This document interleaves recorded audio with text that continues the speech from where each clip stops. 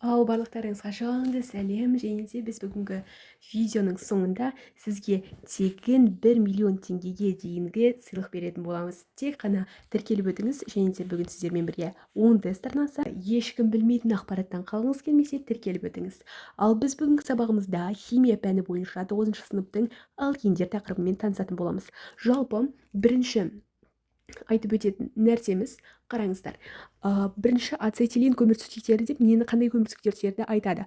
Олай біз алкендерді айтады екенбіз. Барлығы өте оңай, яғни бұл қатардағы көмірсутектер бірінші өкілінің атауына сәйкес ацетилен көмірсутектері деп те аталады екен.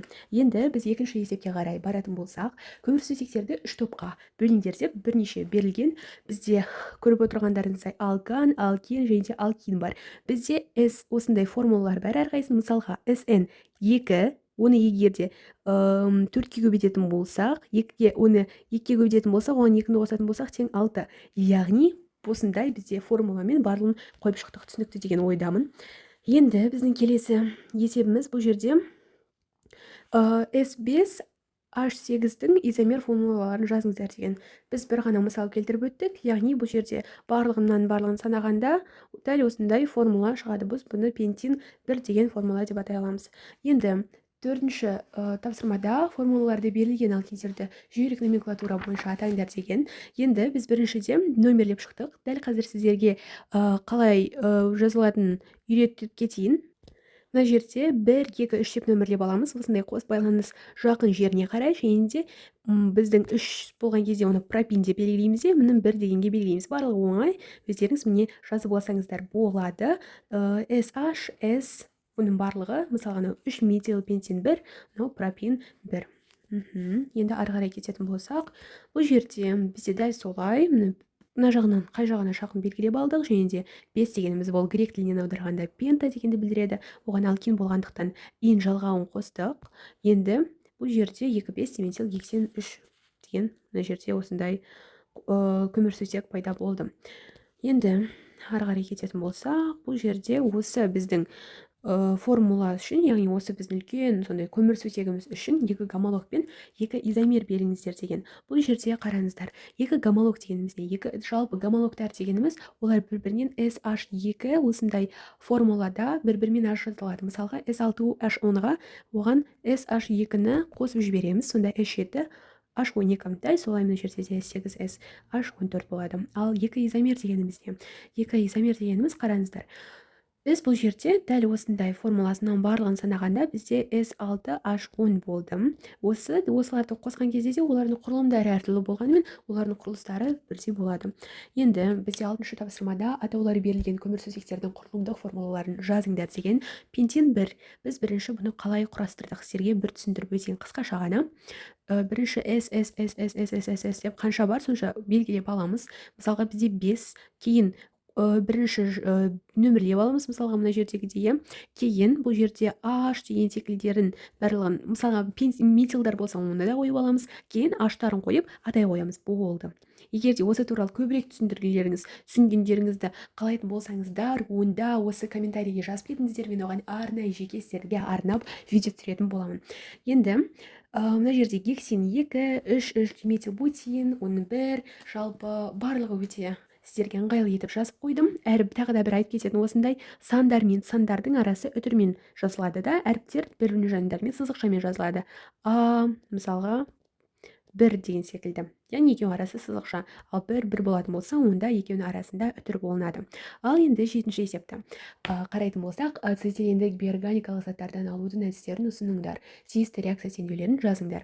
Бұл жерде біз гидрлену, гомогендеу, галогендеу, қателесіп кеттім. Гидрогалогендеу, гидратация, тотығу, және де біз мысалын көрсетіп қойдық.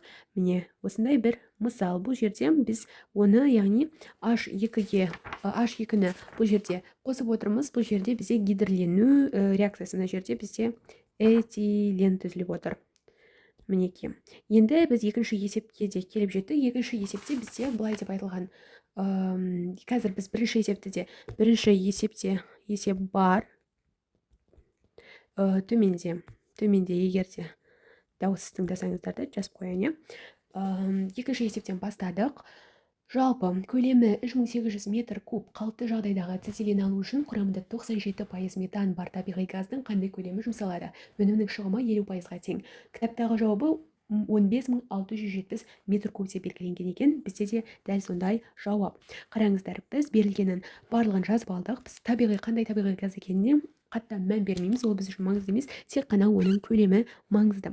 Енді мына жерде осылай формуланы жазып аламыз. Мына бізде 3800 метр кубке тең болады. Және де біз осы мынаны тауып алу үшін екеуінің қатынасы 1:2 қатынаста болып тұр, иә? Мынадан мынау 2 есе мольге артық. Яғни ол үшін 2-ні көбейтеміз 3800 метр кубке, бірақ та бұл дегеніміз тек қана 97%. Ал біз бұл жерде осындай құрамында 77% бар газдың мөлшерін табуымыз керек. Яғни ол 100% болады. Онда ол x әдеттегідей пропорцияның қасиеті бойынша табатын болсақ, 7600 көбейтілген 100 және де оны бөлеміз 97-ге. Сонда бізде тең болады 7835. Ал оны осындай біз шығынды осындай әріппен белгілейміз, грек әрпімен. Оны осы 0,5-ке бөлетін болсақ, онда 15670 метр куб шығады. Егер де неліктен 0,5-ке бөлдік деп сұрайтын болсаңыздар, онда оған да жауап беріп өтейін. Біз бұл жерде осы 7835-ті бөлеміз 0-ге, көбейтеміз 100%-ға. 50-ге сол кезде осындай сан шығады. Енді міне бірінші есепке келетін болсақ, көлемі 8 литр қалыпты жағдайдағы ацетилен, 14 литр қалыпты жағдайдағы хлормен әрекеттескенде тетрахлоридтардың қандай массасы түзіледі?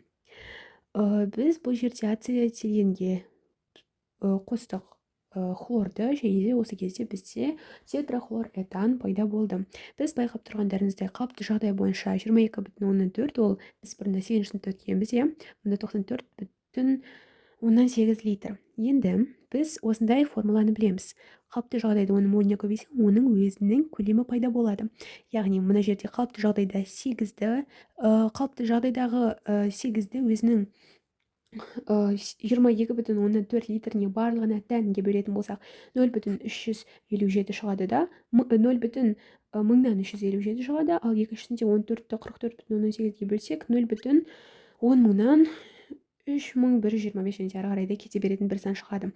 Сонда қараңыздар, егер де біз мына санды екеуінің аз немесе көп екенін бірінші біліп алуымыз үшін біз үнемі аздармен жұмыс жасаймыз, екеуін салыстырып аламыз. Осыны 2-ге көбейтсек 0,714 шығады екен. Яғни бұл жерде бізде С2 аз. Неліктен ол аз? Бізде себебі қарасаңыздар, ол бізде осындай ғана массаға тең, иә? Егер де ол мынау біз осыны қалыпты деп есептейтін болсақ, 2-ге көбейткен кезде ол осындай шамаға тең болуы керек еді. Ал егер де, яғни бұл аз болып тұр, иә, өзінің мөлшеріне жеткіліксіз.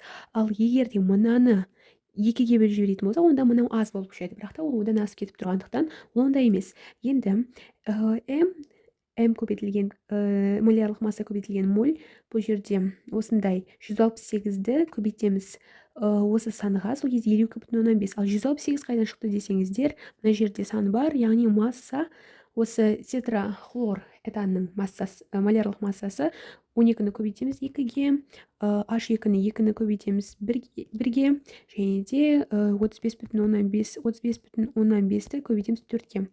Сол кезде осы 168 шығады, солай 52,5 деп жауабы шығады. Ары қарай кеттік. Бізде үшінші есепке де таяп қалдық.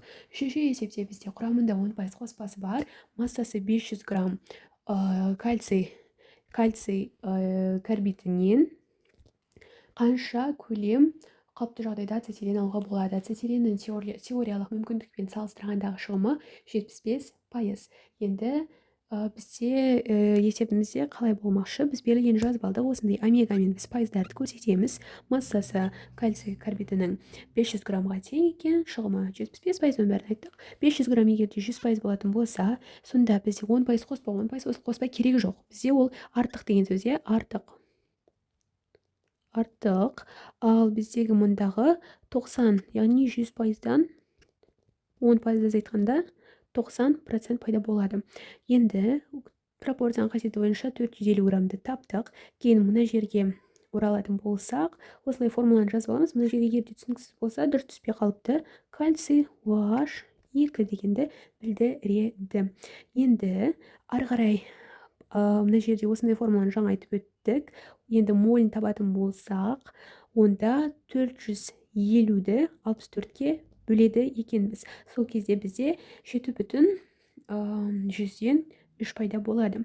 Енді бізде мына жерде осындай тағы да бір мына м деген 64 қайдан шықты деп ойлайтын болсаңыздар, дәл жаңағыдай 12-ні 2-ге көбейтіп, кейін оған 40-ты қосқан кезде міне осы жердегі 64 саны шығады.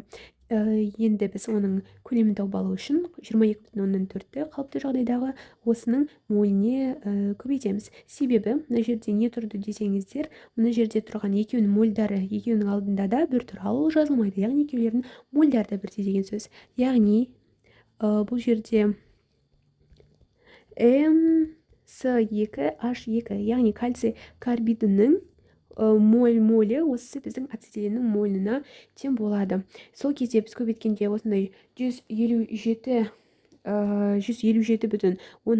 шығады. Шығымы болу үшін оны 0,175-ке көбейтеміз. Сол кезде 118 литр пайда болады. Ал енді бізде сыйлықтың уақыты келіп қалды. Сіздерге бүгінгі сабақ ұнады деген ойдамын. Егер де тағы да түсіндірмелер керек болса, ұнаса комментарийге жазып, лайктарыңызды басып, жақсы пікір қалдырып қойыңыздар. Мен сіздерді жақсы көремін. Шалай сыйлықты осы описаниеге өтіп, барлық ақпаратты оқып, шарттарды орындасаңыз ала аласыз. Ал мен сізге тілеймін сәттілік.